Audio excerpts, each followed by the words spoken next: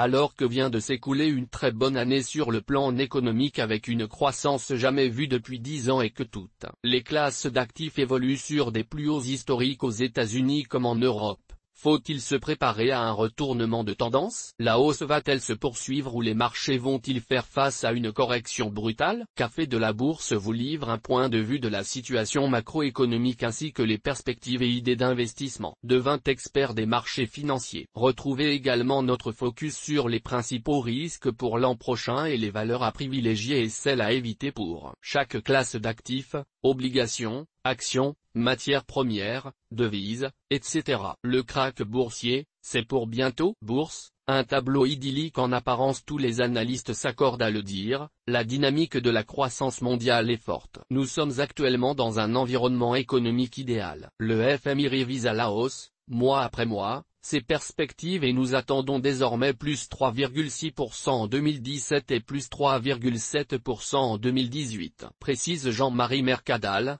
directeur général délégué, Ophi Asset Management. Il faut dire que la consommation connaît désormais une croissance régulière, tant en Chine qu'aux États-Unis, alors qu'en zone euro, elle devrait retrouver son rythme d'avant-crise comme le souligne Union bancaire privée qui explique, la confiance des consommateurs et les achats sont, de plus, soutenus par la stabilisation du patrimoine des ménages, à la faveur de la reprise des prix de l'immobilier. En outre, toujours selon le même acteur, l'investissement des entreprises devrait constituer le deuxième moteur d'une croissance plus autonome, et ces perspectives s'avèrent des plus prometteuses à en juger par les indices de confiance globalement élevés. Baisse du chômage, le marché américain au beau fixe, les indices américains sont au plus haut, le chômage au plus bas, le consommateur américain ayant bénéficié avant les autres d'une baisse marquée du taux de chômage, la poursuite de cette tendance positive aux États-Unis et une accélération des créations d'emplois attendues en Europe devraient contribuer à l'amélioration des fondamentaux et de la confiance, explique UBP. Une accélération de la croissance en Europe. Le climat des affaires est très bon en novembre dans la zone euro et en Allemagne selon la Banque Postale qui parie sur une progression du PIB encore vigoureuse cet automne, soulignant que depuis 4 trimestres, la croissance est supérieure à 2% l'an, dépassant nettement un potentiel estimé entre 1 et 1,5% l'an. Jean-Marie Mercadal, directeur général délégué, Ophi Asset Management fait le même constat et déclare la Commission européenne de cet avis précisant qu'elle s'attend désormais à une croissance de 2,2%, soit le plus fort taux depuis 10 ans, contre une prévision de 1,7% en début d'année. PIB et croissance, le Japon poursuit son chemin. Au Japon, si la progression du PIB a ralenti au troisième trimestre, il faut tout de même souligner qu'elle avait été dopée au printemps par un bond des dépenses des ménages. Depuis début 2016, la croissance moyenne excède un peu 1,5% l'an. Ce qui est pour l'archipel, une bonne performance déclare la Banque Postale. L'économie des pays émergents se porte à merveille, une situation particulièrement favorable aussi dans les pays émergents où la croissance a accéléré grâce à la stabilisation observée en Chine,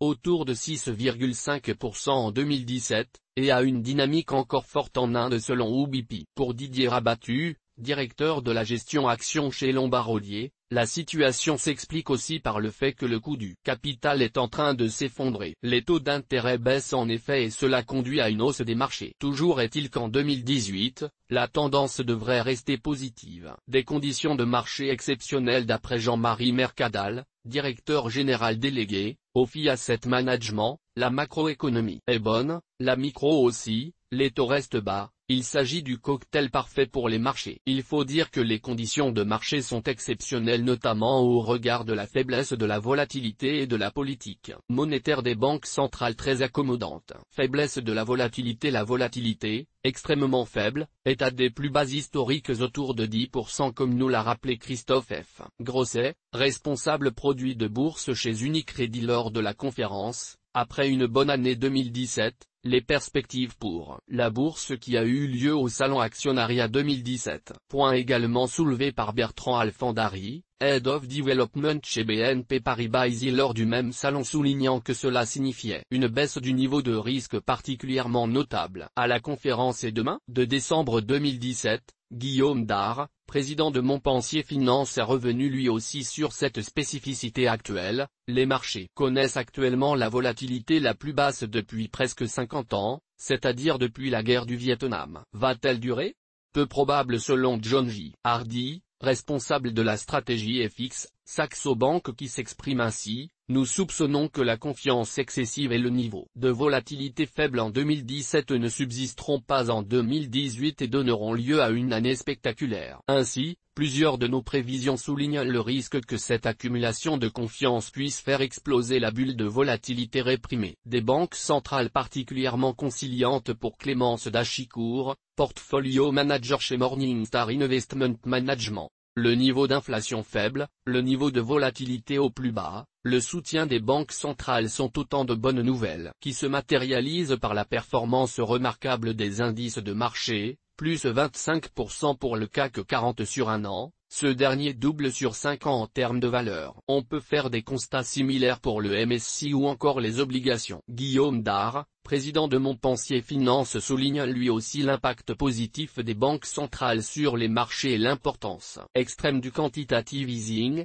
précisant au passage que le marché est d'ailleurs immune aux événements politiques et reste focalisé sur les actions des banques centrales. Marché financier, les risques potentiels de crise. Cependant, la situation n'est-elle pas trop belle pour durer? Étant donné le contexte actuel de l'économie mondiale et la valorisation élevée des marchés financiers, le département Investment Solutions de Robeco est convaincu que nous sommes entrés dans une phase avancée du cycle avec tous les risques que cela comporte, déclare la société de gestion dans un récent communiqué. Jean-Marie Mercadal, directeur général délégué, Ophi Asset Management, attire lui aussi notre attention sur les signes qui devraient nous alerter. Après presque 8 ans de hausse à Wall Street, nous venons d'y vivre 62 semaines sans correction de plus de 2%, la courbe des taux américains s'aplatit, historiquement le signe annonciateur d'un ralentissement. La situation géopolitique au Moyen-Orient devient plus préoccupante avec les derniers événements en Arabie Saoudite et les tensions avec l'Iran,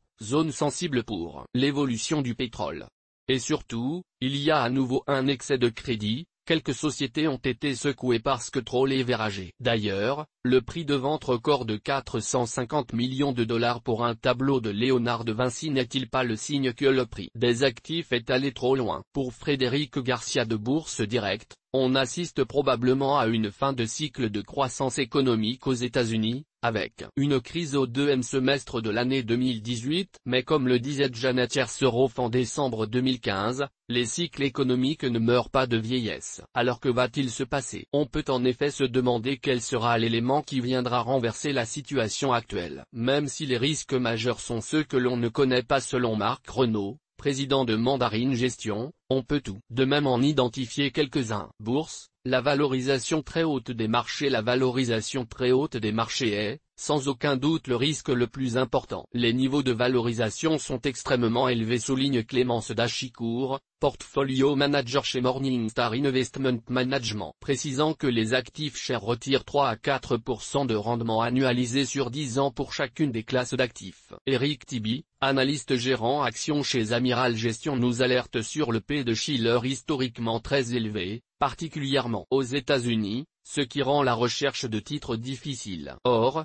plus un actif est cher, plus sa performance est faible, voire négative. Car en effet, plus un actif est cher, plus le risque de perte en capital est élevé. Que faire avec toutes ces classes d'actifs très chères? Investir, c'est simple, mais ce n'est pas forcément très aisé dans la pratique, nous dit Warren Buffett. Les investisseurs à la recherche de performance devront prendre davantage de risques compte tenu du faible niveau des rendements, déclare Deutsche Asset Management. Le risque politique mis de côté? Le risque politique semble s'être éloigné de lui-même avec une année 2017 sous tension où l'on a craint le pire sans qu'il n'arrive. 2018 compte aussi moins d'échéances électorales. Cependant, Léon Cornelissen, chief économiste chez Robeco, précise, moins d'élections sont prévues en 2018, mais les négociations en cours sur le Brexit devraient se poursuivre. Cette saga continuera de peser considérablement sur l'économie et ceci, associé au niveau d'endettement élevé en Chine, aux accents aigus, l'élection en Italie et au resserrement monétaire. On pense aussi à l'épisode de la Catalogne,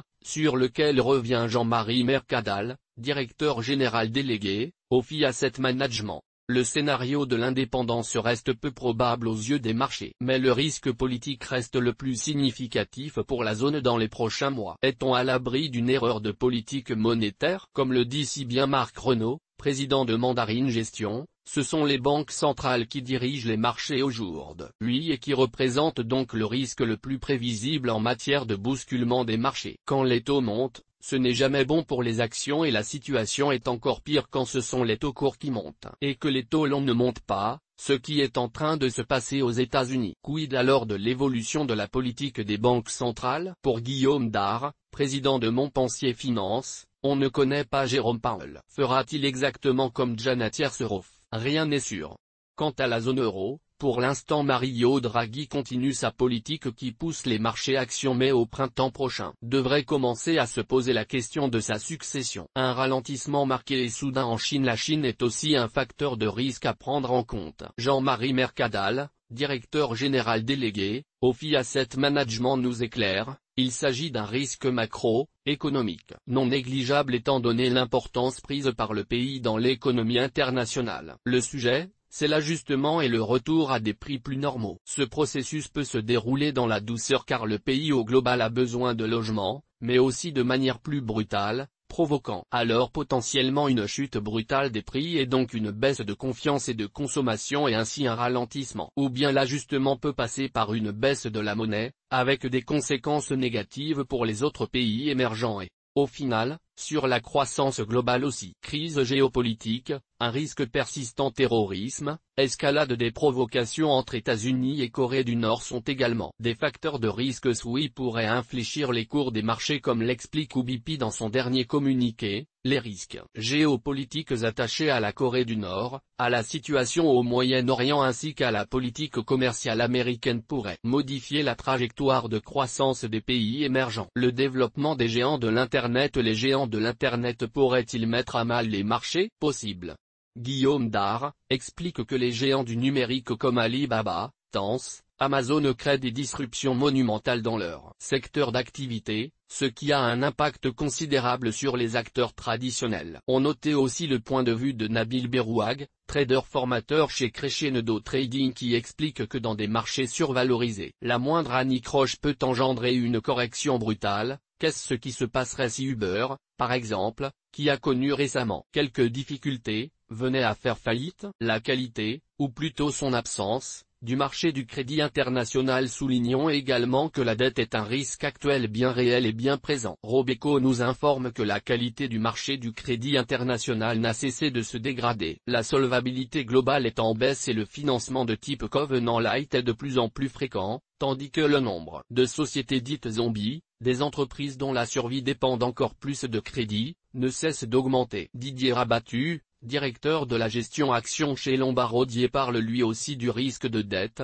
affirmant que le niveau de la dette souveraine aux États-Unis et en Europe est très haut. Investisseurs, où et comment investir sur les marchés en 2018? Près de 10 ans après la grande crise financière, le monde est entré dans un cycle synchronisé d'expansion économique. Les États-Unis, premier pays développé à avoir retrouvé la croissance, renoue avec l'inflation et la Fed est la première des grandes banques centrales à inverser sa politique monétaire. Dans ce contexte, les autres banques centrales vont-elles devoir réagir? Pour l'heure, selon Robeco, les marchés n'intègrent quasiment aucun resserrement monétaire pour l'an prochain. Les marchés obligataires semblent ainsi vulnérables. Et pourtant, le scénario de remontée très progressive des taux d'intérêt devrait se poursuivre au cours des prochains mois. Pour Jean-Marie Mercadal, directeur général délégué, Ophi Asset Management, les rendements sont maintenus artificiellement trop bas, les banques centrales ayant mis les marchés obligataires sous tutelle. Or, les taux d'intérêt constituent un point d'ancrage essentiel pour les valorisations des autres actifs. Conséquence, les prix des autres actifs,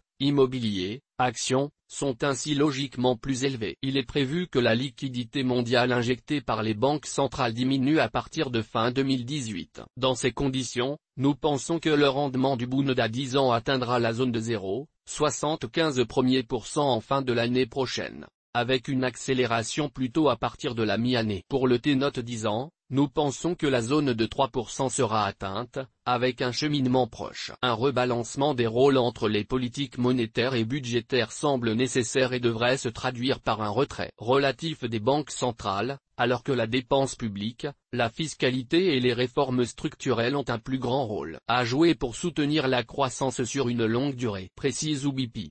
Obligations, un marché à délaisser? Pour Morningstar, les perceptions de rendement se sont stabilisées sur les obligations souveraines et se sont détériorées sur le crédit. Une affirmation corroborée par Jean-Marie Mercadal, les obligations crédit restent chères et il y a peu de potentiel de réduction supplémentaire des spreads. Morningstar recommande l'investissement sur les obligations des émergents. Là encore, le directeur général délégué d'Ophi Asset Management est d'accord, nous aimons également les obligations émergentes, même si elles ont déjà bien progressé. Morningstar montre un vif intérêt pour les obligations souveraines américaines et, dans une moindre mesure, pour le Bund allemand sur 10 ans et, fait notable et rare, pour les obligations britanniques sur 10 ans. Malgré un Brexit compliqué, des opportunités existent donc à en croire ces experts sur le marché obligataire. Cependant, on ne peut que faire preuve de prudence dans ses investissements en la matière. Raphaël Elmaleh, président fondateur de Keren Finance, nous alerte: aujourd'hui, sur le marché obligataire, on n'est pas payé pour le risque et pour la durée. On ne perd certes pas d'argent mais on n'en gagne pas non plus. Il faut donc bien regarder la duration et la maturité moyenne avant tout achat. Marché action, des prévisions financières contradictoires comme le soulignait Clémence Dachicourt lors du salon Actionnariat 2017. Nous sommes aujourd'hui face à ce que l'on pourrait appeler une exubérance irrationnelle, les marchés sont chers et pourtant les liquidités dans le portefeuille sont à un plus bas historique. Le véritable enjeu va alors être de trouver de la valeur dans un environnement de rendement faible. Cependant, à en croire Jean-Marie Mercadal, les marchés actions occidentaux devraient progresser proportionnellement aux croissances de bénéfices attendues, ce qui donne un potentiel de 5% à 10% à horizon 2018. En effet, si les actions sont chères, cela est justifié par un contexte exceptionnellement favorable d'après Marc Renaud, président de Mandarin Gestion. Attention toutefois, pour de groupes Petercam, certaines classes d'actifs apparaissent clairement en surchauffe, actions américaines, obligations au rendement, etc. Quelles valeurs alors peuvent sortir du lot? Pour Hicham El Assaoui, gérant de portefeuille chez Atimi Gestion, ce sont les thèmes disruptifs, induits par la révolution des usages, comme les sociétés liées au développement du cloud qui devraient tirer leur épingle du jeu. Autre point crucial à surveiller, comme nous le rappelle le président de Mandarin Gestion, l'évolution du marché action dépendra des scénarios de taux. Tant que les taux sont bas, les marchés ne seront pas chers. Mais ce n'est pas une situation normale et elle va donc forcément évoluer. Les États-Unis sont-ils trop chers? On l'a vu, les marchés américains sont très chers. Selon les rendements anticipés des classes d'actifs Morningstar 2018, le rendement des actions américaines converge vers zéro. Elles sont donc très peu attractives. Est-ce la fin d'un cycle ou la hausse va-t-elle se poursuivre? On a vu précédemment que le débat restait ouvert et non tranché, les différentes sociétés de gestion ayant des avis divergents. L'Europe, une valeur sûre? Selon les rendements anticipés des classes d'actifs Morningstar pour 2018, les rendements attendus sur les actions ne cessent de baisser, avec par exemple un rendement Europe prévu à environ 4%. Morningstar toujours émet un avis favorable sur les actions britanniques malgré le Brexit, tandis que l'on constate une certaine inquiétude sur la bourse de Londres de la part de Didier Hameau, directeur de la rédaction de Boursier.com. Un point de vue partagé par Eric Tibi, analyste gérant actions chez Amiral Gestion, pour qui le Brexit ne se passe pas bien du tout. Les pays émergents, investir à tout prix? Les émergents devraient être les grands gagnants des marchés actions. Les rendements anticipés de Morningstar prévoient pour 2018 un rendement d'environ 4%. Clémence Dachicourt explique en effet que les fondamentaux se sont améliorés. Didier Rabattu, directeur de la gestion actions chez Lombard Odier, a également un avis positif sur l'Inde, l'Asie du Sud-Est, le Mexique. Le fonds maison sur les émergents a offert un rendement de 8% par an sur les 6 dernières années. Il s'agit de la zone dans laquelle il y a le plus de croissance dans le monde, explique-t-il. Si l'Afrique du Sud présente des atouts indéniables notamment avec ses matières premières, il en faut en revanche pas occulter les difficultés politiques rencontrées par le pays invitent à la plus grande prudence. Et que dire de la Chine? Jean-Marie Mercadal, directeur général délégué, Ophi Asset Management, nous éclaire: l'objectif de la Chine est établi pour les prochaines années, développer une classe moyenne nombreuse pour promouvoir une société plus axée vers le bien-être, avec des conséquences positives a priori pour le secteur de la consommation et l'économie verte. Le taux de croissance de l'économie devrait logiquement baisser dans les prochaines années, mais c'est normal à ce stade du développement. Reste la question du dégonflement de la bulle immobilière et de la réduction des dettes accumulées ces dernières années. Le gouvernement a aujourd'hui tous les moyens pour piloter en douceur la réduction de ces excès. Robeco revient également sur les risques liés à l'économie chinoise. La dette de son secteur privé s'élève à plus de 220% du PIB, soit quasiment le double de ce qu'elle était il y a 10 ans. La société de gestion alerte sur le fait que la croissance économique chinoise a réellement besoin d'être plus équilibrée, et conclut qu'il reste à voir si les objectifs seront revus à la baisse en mars prochain. Le secteur de la technologie divise pour Didier Rabattu, directeur de la gestion action chez Lombard Odier. Les valorisations sont élevées mais ne sont pas excessives. La situation est très différente de 2000. Les productions de cash de ces sociétés sont aujourd'hui énormes. En revanche, Morningstar juge le secteur survalorisé et considère que la tech en Europe devrait servir des rendements négatifs en 2018. Énergie, retour en grâce du pétrole. Les voyants sont au vert pour l'or noir. Le prix du baril est installé depuis début novembre dans une fourchette de 60 à 65 $. Comme attendu, l'OPEP, la Russie et une dizaine d'autres pays producteurs se sont entendus fin novembre pour prolonger jusqu'à fin 2018 leur accord sur les quotas de production, nous informe la Banque Postale, ce qui, immanquablement, donne de la visibilité au marché. Guillaume Dard, président de Montpensier Finance, constate que l'on assiste à une augmentation de la demande en pétrole. Marc Renaud, lui, président de Mandarine Gestion, explique qu'en matière de pétrolière une partie de la cote est décotée. Or, les sociétés ont fait un cost-cutting non négligeable qui dope le rendement. Morningstar plébiscite quant à lui le secteur de l'énergie dans son ensemble. Le secteur pharmaceutique,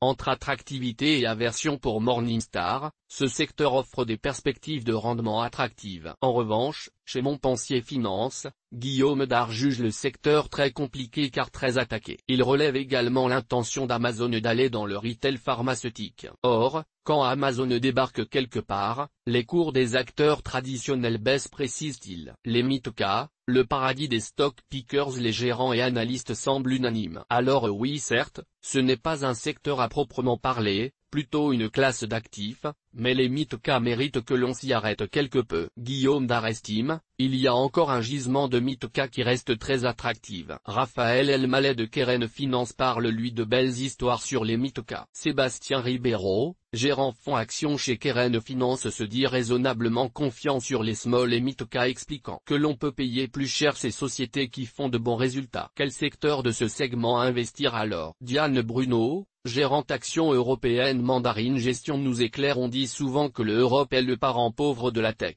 mais il existe plein de small et Mitoka intéressantes sur ce secteur. C'est aussi ce que pense Marion Casal, gérante action chez Montpensier Finance, pour qui trois grands secteurs se démarquent: les valeurs techno et notamment les sociétés de services informatiques, cybersécurité par exemple, la consommation avec un biais sur le e-commerce, acteurs du e-commerce en eux-mêmes mais aussi supply chain, et enfin, les biens d'équipement avec le grand retour des capex. Forex, sur quelle paire de devises miser? Selon Didier Hameau, directeur de la rédaction de Boursier, comme la crise politique en Allemagne empêche l'euro de monter, ce qui confère à la zone euro une bonne visibilité monétaire. Pour Morningstar, il est intéressant de miser sur la paire livre sterling-euro. Clémence Dachicourt explique que le niveau de la devise britannique est très en dessous de sa valeur intrinsèque. Or, souligne-t-elle, une devise peut certes rester décotée pendant longtemps mais le prix de la livre sterling est en deçà de L', écart type de sa juste valeur, et devrait donc remonter à plus ou moins long terme. Marché financier, les convictions fortes à retenir alors: stop ou encore fin d'un cycle ou marché idyllique qui vont perdurer? On le voit à la lecture de cet article, pessimistes et optimistes s'affrontent. Reste à savoir qui est réaliste et qui verra ses dires contredits par les marchés. Marc Renaud, président de Mandarine Gestion, confie que 2017 a été une année tranquille sur les marchés, les risques que l'on redoutait ne se sont pas produits, les clients se sont montrés confiants sans pour autant basculer dans l'euphorie. J'ai du mal à me dire qu'on fera 2 années comme ça d'affilée. Attention en effet, car comme le souligne Lucas Daldé, directeur de l'investissement chez Robeco Investment Solutions, il peut être très plaisant d'assister à une prolongation. Cependant, en règle générale, plus la partie dure longtemps, plus le choc risque d'être violent quand le processus de normalisation commencera à se faire sentir. Morningstar, pour parer à tout risque, recommande d'augmenter ses liquidités en portefeuille et de vérifier que l'on est bien diversifié, avec des actifs non corrélés entre eux, et un horizon de placement relativement long. Du côté des optimistes, il y a des raisons d'espérer pour UBP, la baisse de la fiscalité, les réformes structurelles, et les projets de long terme apparaissent comme les trois axes majeurs des politiques économiques. Conséquence, la croissance mondiale devrait, selon nos estimations, atteindre 3,5% en 2018, après un chiffre de 3,6% en 2017. Soit le rythme le plus soutenu depuis 10 ans. Nabil Berouag, trader formateur chez Crescendo Trading, est sans nul doute celui qui aura raison. 2018 offrira sûrement plus d'opportunités que 2017, si ce n'est pas à la hausse, ce sera à la baisse. Les informations de Café de la Bourse, comme et de ses publications, sont données à titre pédagogique. Elles ne constituent en aucun cas des recommandations d'investissement. Le lecteur se doit d'étudier les risques avant d'effectuer toute transaction. Il est seul responsable de ses décisions d'investissement.